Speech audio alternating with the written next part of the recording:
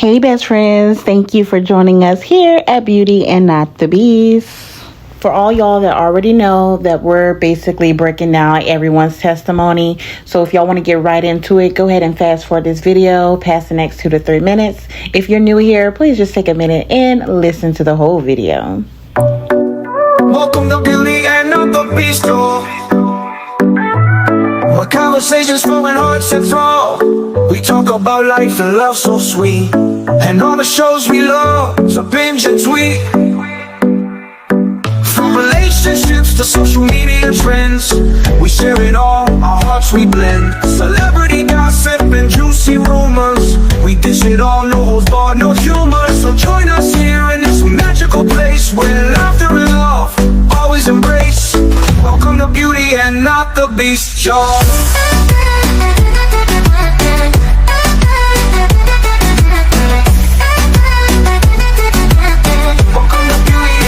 You guys can check our timeline, so make sure you follow us and turn your notification on, because we're breaking down each individual that the state called to the stand testimony. We're going to show their full testimony. We're going to post it individually so that it's convenient, so that you guys can catch up with exactly what was said and what is going on with the Ziyah Harris trial before it starts March 2025. Let's get it. All right, you guys, before we press play on this testimony, let me just give you a quick recap. All right, so this trial is going to include a 13-year-old girl by the name of Ziyah Harris, a grown man by the name of Jarvis Butts, and a whole lot of adults who failed Ziyah. Now, on January the 9th, 2024, 13-year-old Ziyah Harris got off her school bus only to never be seen again. Ziyah was reported missing January the 9th by her grandmother, the same grandmother who adopted her. That grandmother's name, Annetta Harris.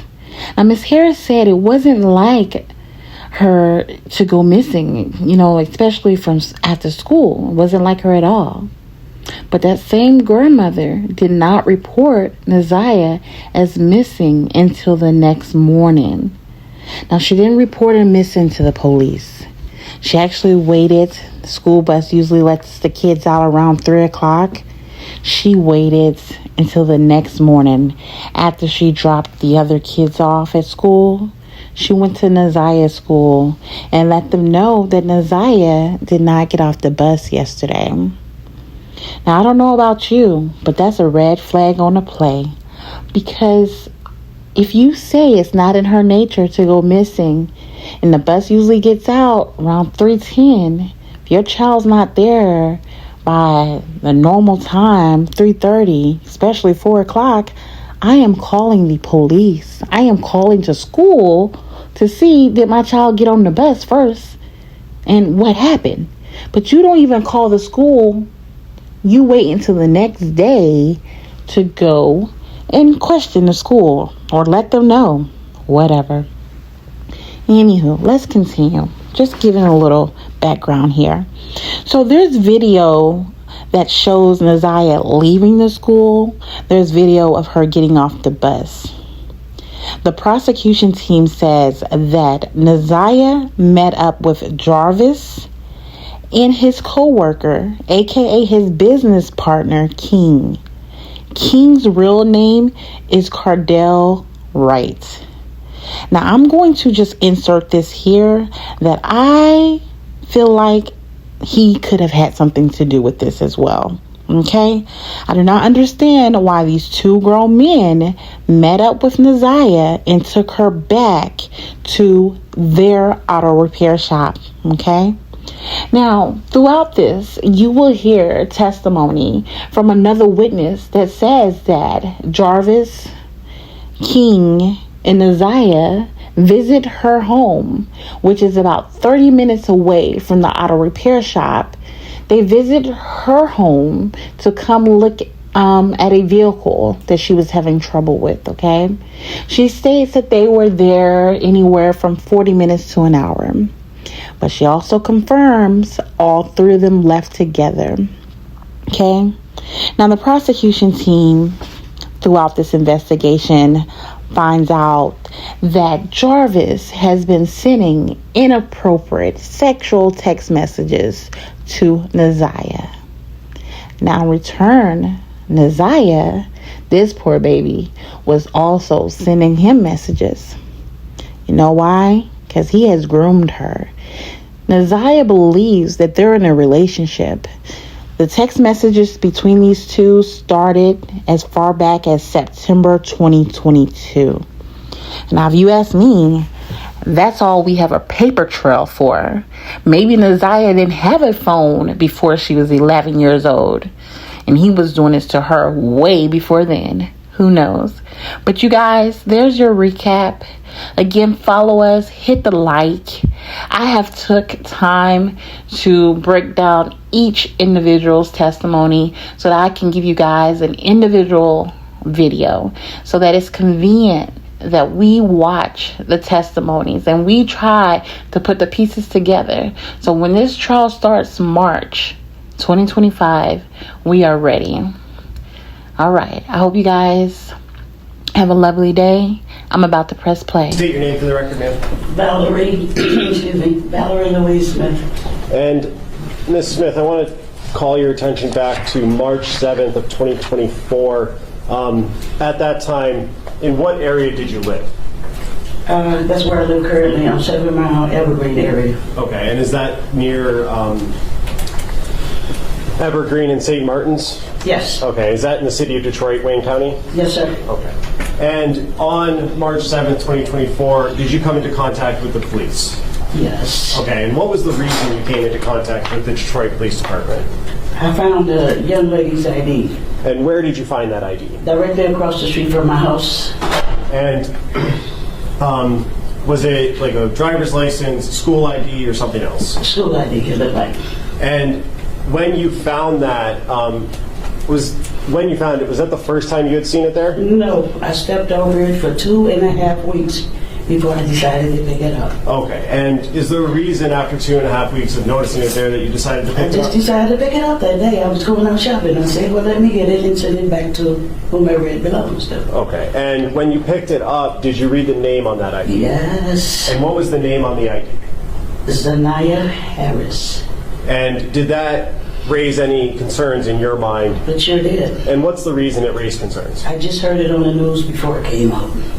You heard her name? Her name, yes. And when you picked it up, did you have gloves on or anything like that? No. And you used your bare hand then? I took my thumb and flipped it. And when I saw the name, I just put my hands on the outside of it. And what was the reason you just put your hands on the I outside? didn't want to disturb any of the prints that were on there. And when you picked it up, did you place it in anything? Once I got to the next stop, I was on the bus line. I took it in the gas station and I put it in a lid. Okay, so let's back up for a second. You picked it up and then got onto the bus? Yeah, but I still had it like this. And- I never put my fingerprints, any more prints on it. And for the record, the witness indicated by holding her hands about Yes. 3 inches apart. Yes. Her fingers. And when you got to the gas station, did you go into the gas station? Yes. And did you tell the people in the gas station about what you found? Yes, sir. I also told the bus driver what I had found. And then after you told the gas station people, what happened next? I asked them to call the police for me. And did they? Yes. And then did the police come to your location? Yes. And after the police got there, what happened next? They took me back to my house so I could show them exactly where I found the ID at. And did you show them that? Yes. And did you give them the ID as well? Yes. Okay. I gave it to them when they initially pulled up. And may I approach, Judge? Yes. I'm approaching with People's Proposed Exhibit 40. Ms. Smith, do you recognize that? Yes, sir. And is that the ID that you found? Yes, sir. I move to admit People's Proposed 40. No objection. It'll be a minute.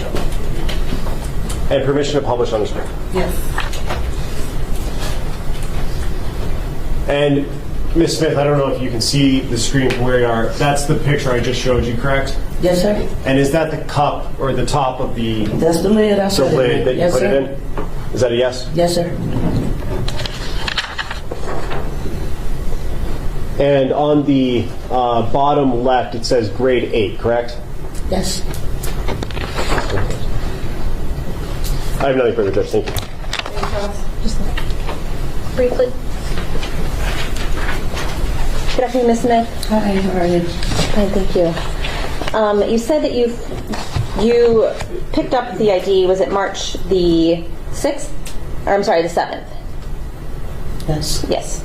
And you said you had been stepping over it for approximately 2 weeks? 2.5 weeks I stepped over it. Okay, so that puts you in February When I initially saw when it. you yes. initially saw it. Okay.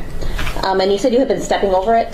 Mm-hmm. So does that mean that it was actually on the sidewalk? No, it was in the grass. In the grass? Face down. The grass next to the street? Yes. So there's like an usually kind of like an easement between like the street and the sidewalk. Yes. And there's like a patch of grass there. Yes. And is that right in front of the bus stop or? No, it was a little ways off from the bus stop. Okay, from the bus stop, between the bus stop and what other landmark would you say? Nothing else is there. Nothing else there. No. How far to the corner of the block? St. Martin's. It's not that far. Okay, so a few steps. Steps, yes. A few steps. Perfect. Yes, ma'am.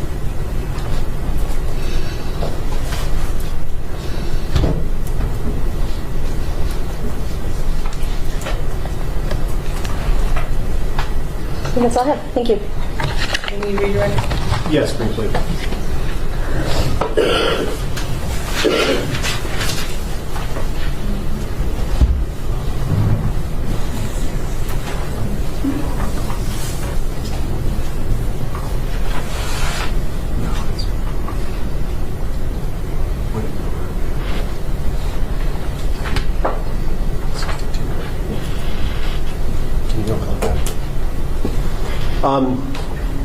Ms. Smith, just a couple of questions for you. Ms. Quick asked you a couple of questions about specifically where you found it.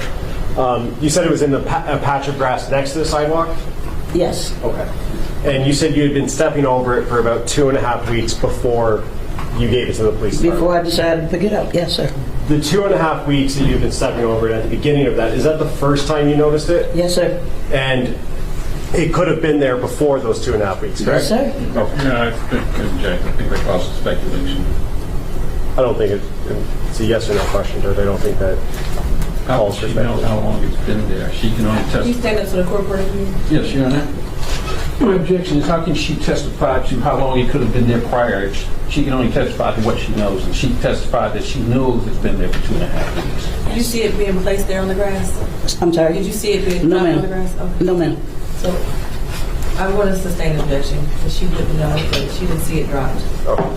So the first time you noticed it was 2.5 weeks prior to March 7th? Yes, sir. Okay. And when you talked to the police officers, did you look at a photo, a Google Street View of your location? Yes, sir. And did you indicate on that photo where you found it? Exactly. Yes. They took me back to my house so I could show them exactly where I found it. May I approach, Judge? Yes. I'm approaching with what's going to be marked as people's proposed 62. Do you recognize that, ma'am? Yes. And is that the photo that you signed and indicated where you found it? Yes, sir. At this time, I move to admit people's proposed 62. No objection. Will it be admitted? And permission to publish, since I don't have a hard copy right now. Yes.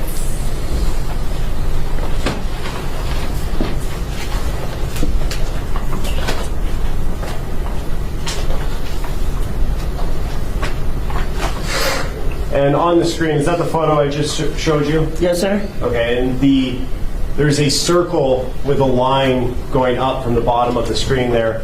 Is that circle where you indicated you found it? Yes, sir. Nothing further, Judge. Thank you. I have just a couple questions based on this picture. Can we leave it up? Go ahead. Yes, please. Ms. Smith, so as we look at the picture here, in which direction, left or right, is the bus stop? To the right. To the right, so closer to the church? Is that or that white building that's in No, that's a person's house right there. Okay. It was like, okay, I come out of my driveway And it's like catty corner to the bus stop from my driveway. Well, the sign is where the bus stop is, right? Yes, right there. Okay. And so, okay. That's all I have. Thank you. Nothing further. Okay, Ms. Smith, you are done testifying. Thank you.